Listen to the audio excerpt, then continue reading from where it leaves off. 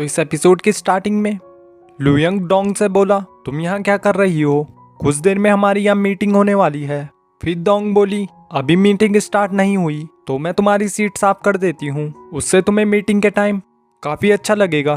फिर डोंग सफाई करते हुए लुयंग को काफ़ी इरिटेट कर देती है और फिर लुयंग बोला, तुमने बहुत सफाई कर ली, अब तुम यहाँ से चली जाओ। फिर डोंग वहाँ से चली जाती है और फिर नेक्स्ट सीन में डोंग ऑफिस का ग्लास साफ कर रही थी और लुयंग उसे वहाँ से घूर रहा होता है। फिर नेक्स्ट सीन में लुयंग जूली से बोला, क्या तुम्हें भी मैं बॉस लगता हूँ जो अपनी पास्ट की फ्रेंडशिप भूल गया है? मुझे तुमसे ऑनेस्ट आंसर चाहिए। फिर जूली बोली, ऐसा कुछ नहीं है, आपके अंकल ने उन पावर्स को पर्सनल गेन के लिए यूज किया है। फिर लुयंग बोला, हाँ मैं समझ गया हूँ, अब तुम यहाँ से जा सकती हो। और फिर जूली वहाँ से चली जाती है। फिर नेक्स्ट सीन में लुयंग डोंग से बोला, तुमने अभी तक लंच क्यों नहीं किया? फिर डोंग बोली, मैं सबके लिए साफ सफाई करना चाहती हूँ।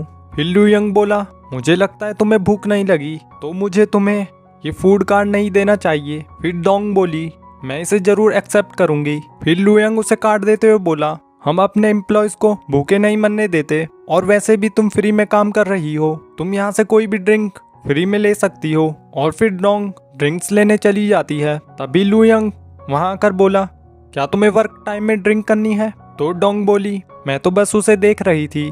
तो लुयंग बोला, मुझे लगता है आजकल तुम्हारी पीने की कैपेसिटी बढ़ गई है, पर बस मुझ पे वॉमिट मत करना। और फिर वहाँ से चला जाता है। फिर नेक्स्ट सीन में लुयंग ऑफिस में अकेला होता है और फिर वो डोंग को देखता है। फिर डोंग उससे बोली, मिस्टर लू आप यहाँ क्या कर रहे हो? फिर लुयंग उससे बोला, तुम अभी तक घर क्यों नहीं गई? फिर डोंग बोली, मुझे यहाँ की अच्छे से सफाई करनी थी, भले ही मेरी कंपनी ने आज तक कुछ बड़ा अचीव ना किया हो, पर मैं अपने काम को पूरी रिस्पेक्ट के साथ करती हूँ। फिर लुयंग बोला, तुम्हें अपॉर्चुनिटी चाहिए थी ना, कल से तुम्हें ये जॉब करने की कोई जरूरत नहीं, कल एक मीटिंग के लिए आ जाना, ये तुम्हारे लिए एक अपॉर्चुनिटी है। फिर डोंग उससे बोली, क्या तुम्हें वो 3 साल पहले की बात अभी भी याद है? तो लुयंग बोला, जितनी वो तुम्हें याद है उतनी ही मुझे याद है। फिर नेक्स्ट सीन में लुयंग डोंग से बोला, तुम अपनी जॉब के पहले दिन ही लेट हो, अगर तुम फिर से लेट हुई तो मैं तुम्हें कंपनी से निकाल दूंगा। फिर डोंग बोली, कल आपने ही तो 10 बजे आने के लिए कहा था। फिर लुयंग बोला, अभी 10:02 हो चुके हैं। तभी वहाँ जूली आकर बोली, मिस्टर लू आपकी घड़ी हमेशा 10 मिनट आगे रहती है, आपको यहाँ आने की कोई जरूरत नहीं। फिर डोंग उस पर हंसने लगती है। फिर लुयंग मीटिंग में बोला, इस बार हम तुम्हें तुम्हारी प्रेजेंटेशन के लिए पे करेंगे, जिससे डोंग काफी खुश हो जाती है। फिर नेक्स्ट सीन में डोंग लू रेन को अपनी प्रेजेंटेशन देती है। फिर लुयंग बोला, इस बार तुम कॉलेज स्टूडेंट को टारगेट कर रही हो। फिर डोंग बोली, हाँ वो लोग काफी अच्छे होते हैं और न्यू चीजों को जल्दी अडेप्ट करते हैं। फिर लुयंग उसे प्रेजेंटेशन को थोड़ा इम्प्रूव करने के लिए कहता है तो डोंग हाँ बोलकर आ जाती है। फिर नेक्स्ट सीन में ऑफिस के कुछ एम्प्लॉय बोल रहे होते हैं, मिस्टर लू ने पहले ही प्रेजेंटेशन डिसाइड कर रखी है। और ये डोंग सुन लेती है और अपने मन में बोली, जब सब पहले ही डिसाइड है तो तुम हमें क्यों परेशान कर रहे हो? फिर नेक्स्ट सीन में लुयंग का फ्रेंड वहां कर बोला, मैंने सुना है वो ब्यूटी हर 3 दिन में यहाँ अपनी प्रेजेंटेशन लेके आ जाती है, क्या तुम उसके साथ किसी रिलेशनशिप में हो? फिर लुयंग बोला, अगर तुम्हारे पास कुछ कहने को नहीं है तो तुम यहाँ से जा सकते हो। और फिर वो वहाँ से चला जाता है।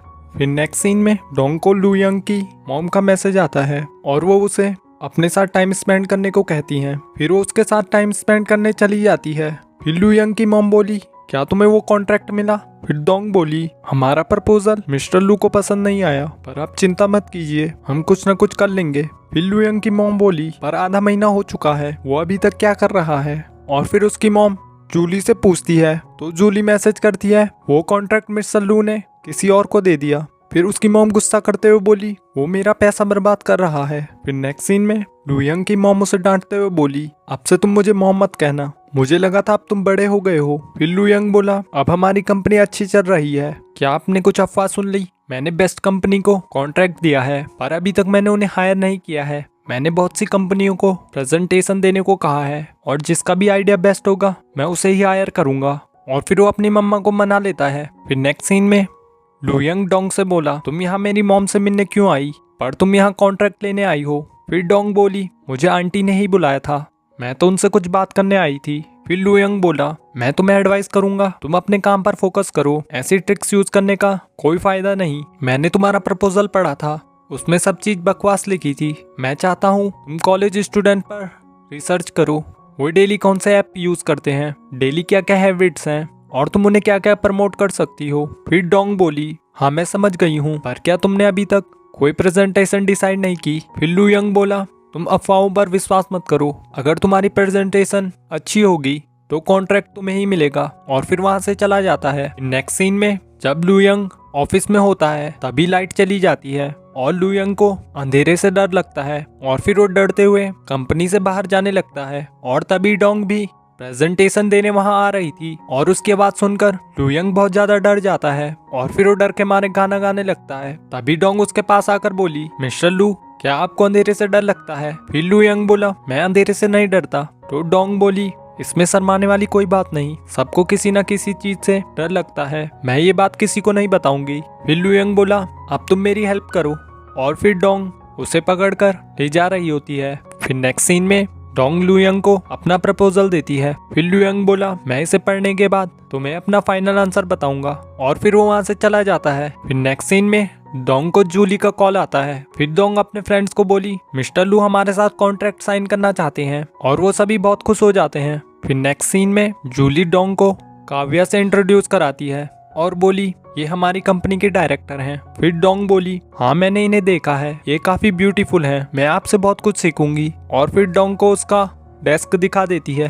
फिर नेक्स्ट सीन में डोंग को उसकी फ्रेंड का कॉल आता है। फिर उसकी फ्रेंड रोते हुए बोली, फैंग ने मुझ पर चीट किया है, वो अब अपना फोन म्यूट कर देता है और वो कभी भी अपने कॉल मेरे सामने रिसीव नहीं करता और वो अपने लुक्स को भी इम्प्रूव करने लगा है, जरूर उसके साथ कुछ गड़बड़ है। फिर नेक्स्ट सीन में लू यंग का फ्रेंड उससे बोला, क्या तुम और काव्या साथ नहीं हो गए। फिर लू यंग बोला, इस बात को काफी टाइम हो गया है, तुम्हें इस बात से क्या प्रॉब्लम है। फिर उसका फ्रेंड बोला, तो तुम डेली उसके साथ वर्क क्यों करते हो। फिर लू यंग बोला, तुम काव्या को पर्सनली जानते हो, उसके लिए करियर बहुत ज्यादा इम्पोर्टेंट है। फिर लू यंग बोला, हमने सिर्फ 3 दिन डेट किया था, इस बात को दोबारा मेंशन मत करना, वो बस एक एक्सपेरिमेंट था। और तभी उसका फ्रेंड बोला, यहाँ डोंग भी आ रखी है तो हम उसे हेलो कहने चलते हैं, वो हमारी इंडस्ट्री में किसी पॉपुलर कंपनी से बिलोंग नहीं करती और तुमने फिर भी उसे चांस क्यों दिया। फिर लू यंग बोला, उसने एक बार मेरी हेल्प की थी। फिर हम फ्लैशबैक में देखते हैं, उस टाइम डोंग एक इंटर्न होती है। फिर लू यंग बोला, उस टाइम मुझे किसी ने वाइन पीने के लिए चैलेंज किया था पर फिर मुझे पता चला उस वाइन में कुछ मिला रखा है। पर फिर डोंग बोली, तुमने बहुत ज़्यादा ड्रिंक कर ली है, तुम्हारे लिए ये वाइन मैं पी लेती हूँ। और फिर उसने वो वाइन पी ली और जिससे वो ड्रंक हो गई थी और वो लोग मेरे अफेयर की फ़ोटो क्लिक करना चाहते थे और फिर वो मुझे खींच के ले जाती है और फिर मुझसे बोली, उन्होंने तुम्हारे लिए ट्रैप बिछाया है और उसने मुझे बचाया, इसकी वजह से उसकी जॉब चली गई। तभी डोंग लू यंग को देख लेती है और उसे देखकर अपना फेस छिपा लेती है और यहीं पर इस ड्रामा का ये एपिसोड एंड हो जाता है। तो नेक्स्ट पार्ट देखने के लिए इस वीडियो को लाइक और चैनल को सब्सक्राइब कर दीजिए। Thanks for watching. Don't forget to like, subscribe and share the videos.